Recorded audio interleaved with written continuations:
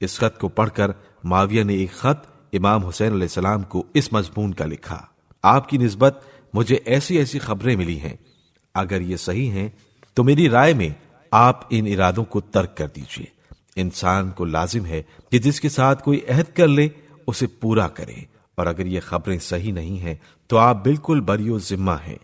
آپ کو اپنے معاہدے پر قائم رہنا چاہیے۔ اگر آپ میرے حقوق سے انکار کریں گے تو میں بھی ضرور آپ کے حق سے انکار کر دوں گا۔ اگر آپ میرے ساتھ چال چلیں گے تو میں بھی آپ کے ساتھ چال چلوں گا۔ آپ ان امور سے ضرور پرہیز کریں جن سے مسلمانوں کی جماعت میں کوئی تفرقہ پڑے اور فتنہ پیدا ہونے کا باعث ہو۔ اگرچہ اس خط میں معاویہ نے بہت کچھ ڈرایا دھمکایا تھا، لیکن خاصان خدا ایسی باتوں سے اپنا فرض منصبی کہاں چھوڑ سکتے ہیں۔ حضرت امام حسین علیہ السلام نے اس خط کا دندہ شکن جواب اس طرح لکھا: تیرا خط آیا جس میں تو نے میری طرف سے اپنے لیے ان مخالفتوں کا ذکر کیا ہے جن کی مجھ کو امید نہ تھی۔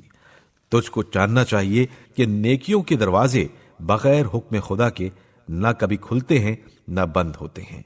تو نے میری نسبت جو کچھ لوگوں سے سنا ہے وہ سراسر جھوٹ اور تہمت ہے۔ تجھ کو خوب معلوم ہے کہ فی الحال مجھ کو تجھ سے کوئی مخالفت و مخاصمت نہیں ہے، لیکن یہ سمجھ لے کہ تجھ سے مخاصمت کا ترک کرنا میرے لیے خوشنودی کا باعث نہیں، اور اس ترک کے مخالفت کی وجہ سے تجھ کو اور تیرے ان معاونوں کو جو دوست داران شیاطین اور لشکر شیاطین میں شمار کیے جاتے ہیں کوئی حق یا عذر پیدا نہیں ہو سکتا۔ کیوں اے معاویہ، کیا تو وہ شخص نہیں ہے جس نے حجر ابن عدی کندی کو قتل کیا،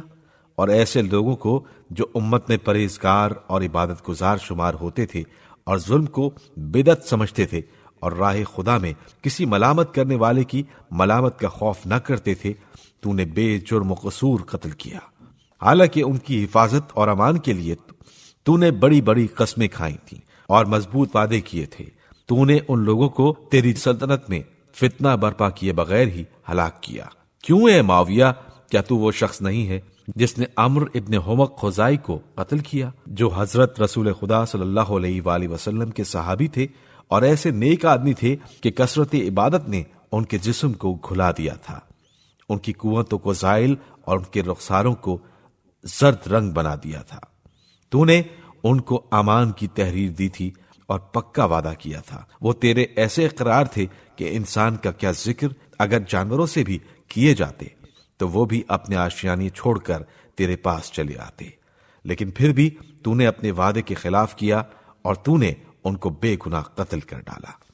اے معاویہ، کیا تو وہ شخص نہیں ہے جس نے زیاد ابن سمیہ کو، جو بنی ثقیف کے غلاموں میں سے ایک غلام کا بیٹا ہے، اپنا بھائی بنا لیا اور اس کو ابو سفیان کا بیٹا قرار دے لیا، حالانکہ موافق حدیث رسول صلی اللہ علیہ وآلہ وسلم بچہ تو اس کا ہوتا ہے جس کی جورو ہو، اور زناکار کی سزا پتھر ہے۔ تو نے اپنی خود غرضی کی وجہ سے سنت رسول صلی اللہ علیہ وآلہ وسلم کو ترک کیا اور ثقفی غلام کے بیٹے کو اپنا بھائی بنا کر عراقین کی حکومت اسے عطا کر دی۔ اس نے مسلمانوں کے ہاتھ پاؤں کاٹ ڈالے، ان کی آنکھوں کو گرم لوہے سے اندھا کیا، ان کے جسموں کو درختوں پر لٹکایا، گویا تو امت اسلامیہ میں داخل ہی نہ تھا اور یہ لوگ تجھ سے کوئی تعلق ہی نہیں رکھتے تھے۔